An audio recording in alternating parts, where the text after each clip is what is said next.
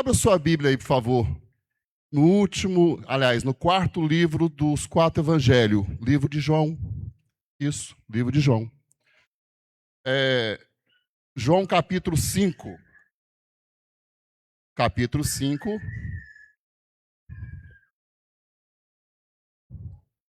Eu vou ler aqui para facilitar, porque há versões diferentes, né? Para a gente facilitar um pouco. João, capítulo 5, do verso 1 ao 9. Diz assim. João 5, do 1 ao 9. Passadas essas coisas, havia uma festa dos judeus, e Jesus foi para Jerusalém. Existe ali, junto ao portão das ovelhas, um tanque chamado, em hebraico, Betseda, o qual tem 5 pórticos. Nestes jazia uma multidão de enfermos, cegos, coxos, paralíticos, esperando que a água se movesse, porque um anjo descia de tempos em tempos, agitando-a, e o primeiro a entrar no tanque, uma vez agitada a água, sarava de qualquer doença que tivesse. Estava ali um homem enfermo, havia 38 anos. Jesus, vendo-o deitado e sabendo dessas condições, lhe perguntou: você quer ser curado? O enfermo respondeu: Senhor, não tenho ninguém que me ponha no tanque quando a água é agitada. Quando tento entrar, outro enfermo chega antes de mim. Então Jesus disse: levanta-se, pega o seu leito e anda. Imediatamente o homem se viu curado, e pegando o leito começou a andar, e aquele dia era sábado. Amém? Podem tomar seus assentos. Para você, irmão, irmã, que tem um ardente desejo de conversar com o seu colega do lado, fique à vontade, desde que não seja aqui. Irmãos, eu sou Marcos Vieira, nascido no estado de São Paulo, mas criado na região noroeste de Goiânia, na periferia. E eu tenho traços autistas, autismo. O autismo é algo muito recente, é um estudo que foi oficializado muito recente. Então, na minha época, não tinha um tratamento adequado. E quando se torna adulto, você vai mascarando os sintomas. É um autismo leve, né, mas é um autismo. Então, quando as pessoas estão conversando paralelo, eu não consigo me concentrar. Então, por favor, me ajudem. Amém? Bom, dizem que esse é o melhor momento do culto. Isso vai da interpretação. Meu melhor momento é quando já começo a tomar banho para vir, porque antes eu não fazia isso. Eu ia para o lugar de desagradar ao Senhor. E quando estive preso, nem cultuar podia. Hoje eu posso, eu me sinto um homem muito rico. Mas eu vou além. Talvez o melhor momento nem seja quando eu estava tomando banho para vir para cá. Talvez o melhor momento foi no culto de quinta-feira passada, quando chega o nosso pregador, pastor Carlos, e diz: ora, irmãos, o povo foi orientado a sair do Egito e orientado a entrar numa terra, mas também foram orientados a se postar naquela terra nova, a cuidar daquela terra nova. Isso também ocorre, segundo o que ele falou, quando nós nos casamos com as pessoas. Não basta conquistar, também é preciso cuidar. Eu falei: gente, que tapa na cara! Eu preciso aprender mais com esse homem. Isso foi na quinta. Mas talvez o melhor momento tivesse sido no sábado, num culto doméstico lá em casa. Uma das irmãs diz assim: irmãos, irmãs, eu no quarto ouvindo, porque eu não sou bobo, né? Eu quero ouvir, eu quero participar. As lutas vêm. Servir a Deus não é ausência de luta, mas a diferença é que nós não lutamos sozinhos. Eu dormi feliz com aquela palavra. Eu falei: gente, essas mulheres têm que vir mais aqui em casa. Mas talvez o culto também, o melhor momento não seja esse. Talvez o melhor momento seja na escola bíblica dominical, hoje pela manhã, quando o pastor, já estou falando, mas para mim né? Quando o presbítero Rafael diz assim: olha, irmãos, convém que sejamos cristocêntricos. cristocêntrico, colocar Cristo no centro de tudo em nossas vidas. Que nossos hinos tenham Cristo, que as pregações tenham Cristo, que os testemunhos tenham Cristo. E eu falei, rapaz...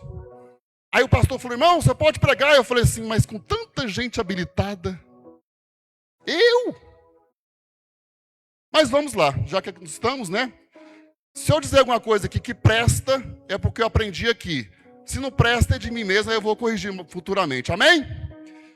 Bom, põe aqui na tela pra gente aqui, por favor, aqui, João 5, 8, 9, João 5, 8, 9. A versão, segundo meu entendimento, está na versão Nova Almeida atualizada. Pode colocar 8 e 9, é possível? Não, né? Se não der, tudo bem. Mas vamos aqui dividir o texto. Disse-lhe quem? Jesus. A pergunta que eu faço é o seguinte: aquele homem por 38 anos sofria de um mal. E esse mal era na esfera física, biológica. Mas havia um mal muito maior do que esse, chamado segregação. Repita comigo, segregação. A segregação machuca muito. Fazer pouco caso das pessoas é algo que machuca mais do que um tapa, porque o tapa ainda teve um contato. Agora, virar a cara para o irmão de rua que precisa de uma comida, virar a cara para uma família crente que precisa de uma comida e não levar o arroz, e isso também é pecado. Chamado pecado da omissão. Não queira se deixar levar por isso. Mas quando você conversa, disse-lhe Jesus, então aquele homem entendeu por conversar com Jesus. Então ele passou 38 anos conversando com inúmeras pessoas, mas dado o momento ele falou com a pessoa certa. Com quem você anda conversando? Cuidado. Existem pessoas que você está conversando que ele é mais amigo do seu inimigo do que seu amigo. Você corre o risco de estar dando munição quando você abre a sua vida particular para pessoas que, além de não contribuir com a sua vida, amanhã pode jogar na sua cara. Cuidado! Igor, tem gente que é tão carente que se ele for comprar pão na padaria e conhecer alguém na fila, já fala que é amigo. Nossa, conheci um amigo, estou tão feliz. Calma, calma. Seja seletivo. Seletivo. Segundo o que me ensinaram, seletivo é aquele que escolhe com critérios. Mas como assim, Marcos? Veja só. O Senhor Jesus escolheu 12. Se fosse nos dias de hoje, foi Jesus, mas só fez uma escolha horrorosa. Que povinho que o senhor escolheu. Gente do céu. Por que o senhor não foi lá no palácio? Escolheu gente inteligente, gente estudada. Não, escolhe gente do povo. E trabalhou cada um deles, assim como trabalha com o diamante. Eu estou trabalhando. Eu estou trabalhando a minha personalidade, buscando a Jesus. Já dizia meu saudoso finado pai. Meu filho, se for andar com gente, anda com gente melhor do que a gente, porque ruim já tem nós, né? Procura gente melhor. E os crentes têm essa, eu vou dizer, um dom, eu não sei, mas, por exemplo, quando sobe uma criança aqui, e a criança diz, como foi falado hoje, que nós somos o futuro da igreja, mas ela fala com tanta coerência, ela foi tão bem orientada, que eu acho que ela já não é mais o futuro da igreja, ela é a própria igreja. Dado a sua energia e disposição de contágio positivo. Já é a própria igreja, já está trabalhando, já não consegue se desviar. Aí você vê um trabalho de uma igreja, um trabalho de uma família focado nisso. Vamos trabalhar, vale a pena, vamos investir. Disse-lhe Jesus. Há uma área da ciência em que diz que é chamado de limpar a chaminé. Ou seja, quando você conversa com uma pessoa apropriada, você vai limpando a chaminé, você vai se sentindo bem com aquilo, porque a pessoa tem técnicas, tem profissionalismo para poder te ouvir e saber aonde está a falha. Quer um exemplo disso? Você chega na pessoa, eu estou triste. Por quê? Eu sofri um divórcio, foi um grande trauma. Que pena, irmão, que pena, irmã. Tem quanto tempo? Eu quase não lembro não, mas eu sei que tem 28 anos, 3 meses, 4 dias, 3 horas e 3 segundos. Será que superou? Será que superou? Então é preciso conversar com uma pessoa apropriada. Mas que pessoa apropriada é isso? Quais são essas pessoas? Há uma diferença entre ouvir e escutar, sabia? Ouvir e escutar. O irmão é juiz. É uma autoridade no campo. Então, o que eu quero dizer? Ouvir, processo de captar som. Então, todas as pessoas que estão ali, esse jogador não presta, esse jogador é filho de uma, tá, beleza. Então, aliás, as pessoas estão ouvindo. Mas quando o juiz fala, as pessoas estão escutando. Porque escutar significa prestar atenção. Quantas vezes nós pagamos caro por não escutar as boas orientações? Quantas vezes o pai e a mãe diz, cuidado, esse não é o caminho, eu sei da minha vida. Aí quando quebra a cara, sobra para quem? O pai e para a mãe. Teve o desgaste de ensinar, teve o desgaste de orientar, depois tem que ter o desgaste para consertar. Algo que deveria ser muito facilmente evitado. Pastor. Mas se o pastor já tem os problemas com a família, aí ele se coloca à disposição, pois é o seu ofício, é o seu sacerdócio. Aí quando é dado pela oportunidade, fala assim, convém que se faça isso, aquilo, outro. Ele está te ouvindo, ele está te escutando, né? Está te escutando, não está te ouvindo. Aí, ao invés de aproveitar a oportunidade de receber os bons conselhos, faz tudo ao contrário. Aí, quando quebra a cara, pastor! Olha por mim! Meu Deus! Ainda bem que eu não sou pastor, porque orar para ficar mais longe de mim possível. Mas por quê, irmão? Porque eu já conversei, eu já orientei, parece que nunca entende. Então é por isso que você não é pastor. O pastor está aí, né? Ele tem essa paciência. Que bom para a gente, né? Que bom. Levanta-te. Levanta-te. No latim, a frase levanta-te significa com pouco peso. Levanta-te com pouco peso. Após aquele homem conversar com Jesus, após aquele homem se sentir bem, ele teve a leveza de se levantar. O crente é assim. Quanto mais porrada ele leva, mais ele se levanta. O povo difícil do mundo destruir. Já notaram isso? A situação está difícil, passou por uma crise horrível, e o infeliz está rindo. A irmã está rindo. A esperança. Vamos cantar. Open fé. Gente, nem sabe se almoçou. E diz a palavra de Deus. E que o homem de Deus seja perfeito e perfeitamente habilitado para toda boa obra. Não pense você que as pessoas não estão te observando, pois estão. Chegou um pastor lá em casa, aí ele viu um livrinho lá no carro escrito discipulado. Ele abriu o livro. Você está dando aula de discipulado? Não, eu sou um dos alunos. Mas você é crente há quanto tempo? Mais de 30 anos.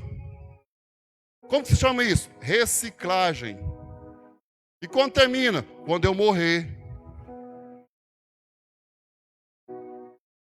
Quem te ensinou isso? Discipulado. Tem vaga, faz inscrição lá. O pessoal lá é bom, viu? Eu acho que quanto mais cedo eu reconhecer as minhas falhas e os meus limites, mais cedo eu vou ter um convívio social melhor. Aquilo que você não aceita te domina. Aquilo que você não aceita te domina. Aquilo que você aceita, você domina. Os alcoólatras anônimos são isso. Eles ensinam isso o tempo todo. Cuidado. Cuidado. Cuidado. Você pode voltar. Cuidado. Após uma boa conversa com a pessoa certa, o homem se sente leve. O isolamento é um tipo de inferno. As pessoas congregam, as pessoas, quando vêm aqui à frente e elas falam, elas ficam tão felizes, coisas que ninguém lá na casa dela vai te ouvir. Mas ela chega aqui e ela fala. Aquilo já fez um bem. Nós já contribuímos com a vida daquela pessoa. O jovem, quando se envolve com o evangelho, nós estamos fazendo bem para a comunidade. É por isso que eu acho que a igreja não deveria nunca pagar imposto. Porque tira um miserável como eu, um presidiário, e cuida.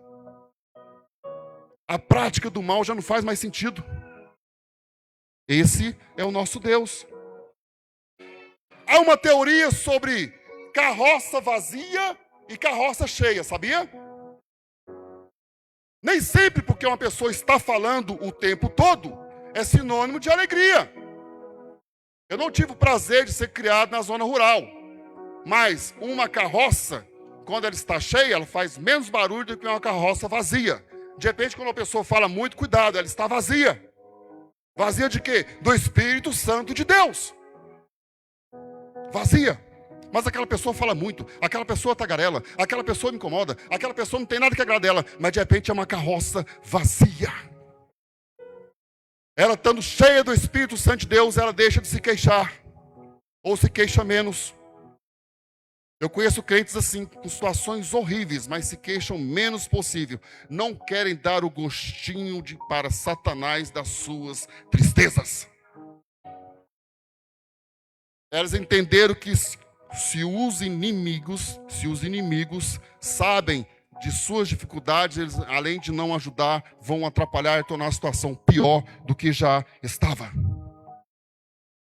Está escrito também: toma o teu leito. Toma o teu leito. Aí, gente, eu fico pensando. Tem aqueles livros que é autoajuda, não tem? Mas a Bíblia é a ajuda do alto. Porque quando se fala de autoajuda, parece ser um discurso vazio. Mas a palavra de Deus, ela nos ensina, nos orienta de forma fantástica. Eu digo isso porque foi orientado para aquele homem, após 38 anos, chegou-lhe a cura, alcançou a cura, mas disse: toma o teu leito. Por que ele tinha que pegar essa porcaria dessa cama? Por quê? Deixa isso lá. Mas toma, é um memorial. Não se esqueça nunca da onde você veio, irmão. Para saber para onde você vai, você precisa entender da onde você veio. Eu sou porteiro tem uma remuneração baixa pelo que faz, mas sou feliz por isso. Me perguntaram: mas você como porteiro feliz? Eu tive preso longos anos, não ganhei nem um centavo, agora tenho até um salário. Eu sei de onde eu vim. Eu sei da favela que Deus me tirou. Eu sei da cadeia que Deus me tirou. Eu sei do pecado que Deus me tirou.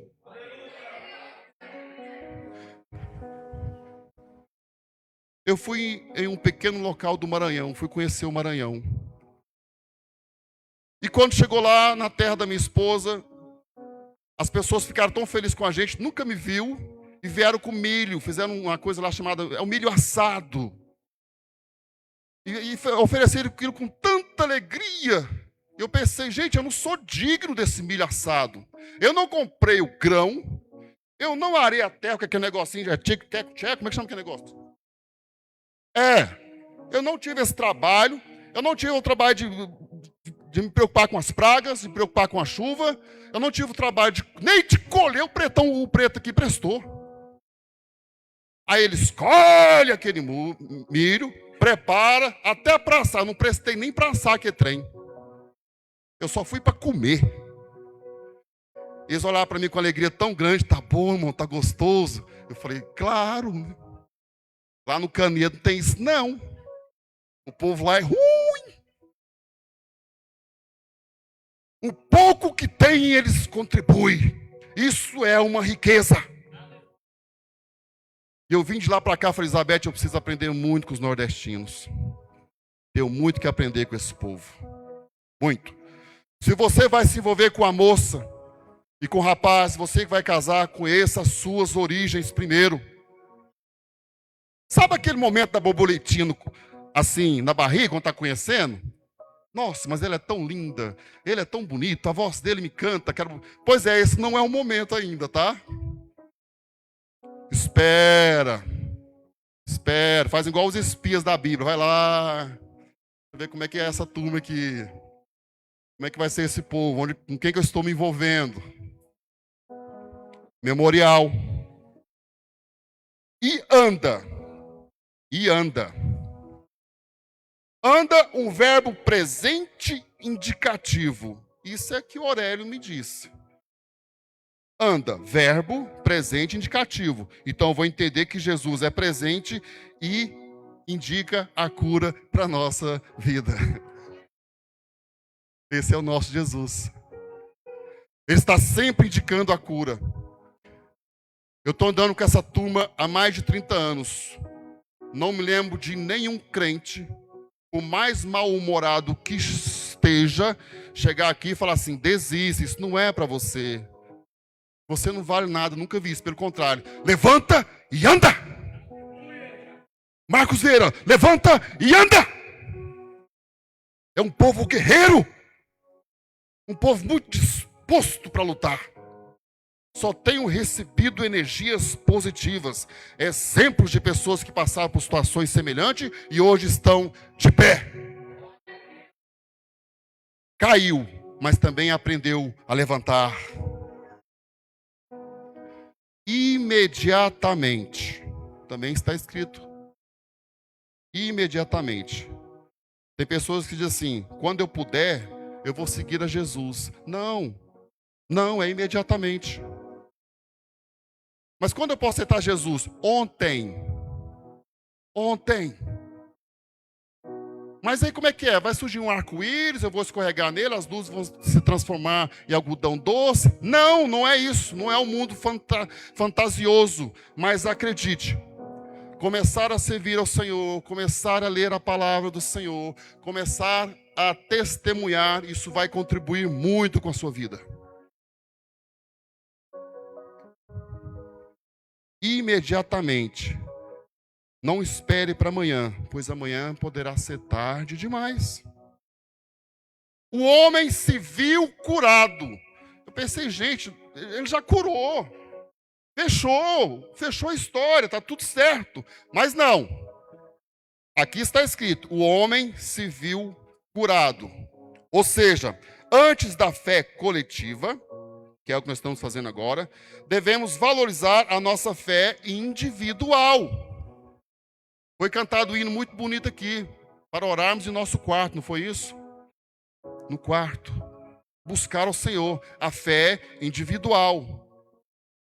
Depois da fé individual estruturada, nós temos condições para a fé coletiva, e um vai ajudar o outro. Isso chama igreja, chama viver em comunhão. A palavra comunhão significa ter o mesmo pensamento. Eu congreguei com o irmão falou assim, irmão, lá na Vila Mutirão, essa igreja aqui é interessante, né? O que foi? Ué, aqui tem um povo feio, mas com o tempo parece que eles ficam mais feios ainda. Eu falei, tudo bem, não pode estar aí desviado. Você pode chamar de tudo. Me chama de desviado não, porque aí eu vou ter que me corrigir. É preciso se ver, no sentido de que Deus, sendo misericordioso como é, já curou a pessoa faz muito tempo, mas por orgulho a pessoa se recusa a receber o perdão. Deus é assim. Deus é assim. Deus! Sim. Eu pequei, eu fiz tal coisa assim. Fale com detalhes. O Espírito Santo de Deus orientando, assim como falou hoje na escola dominical. Foi isso, e isso e isso. Estares arrependido? Estou, Deus. Certo. No dia seguinte, Deus! Sim. Sobre aquele pecado. E Deus pergunta, qual pecado? Isso foi jogado no mar do esquecimento, já conversamos sobre isso. O pior que sejam nossos pecados, nós temos que aceitar a misericórdia do Senhor. Há pessoas que por orgulho foram perdoadas, mas não aceitam esse perdão. Quando alguém diz assim, por exemplo, o homem se viu curado, eu acho um engano muito grande, um ingênuo engano, quando nós dizemos, nossa, eu fui no culto hoje, mas eu não gostei, porque havia poucas pessoas. Não é essa a essência do Evangelho. Você vai à igreja pelo seu compromisso com Deus. Independente da quantidade de pessoas que estejam no culto aquele dia. No trabalho ninguém se incomoda, né? Se faltou o colega. Não, o colega não foi, tal, mas tudo bem, mas por que vai incomodar aqui? Eu vou fazer a minha parte. Eu quero estar lá, eu quero aprender, eu preciso. Eu careço.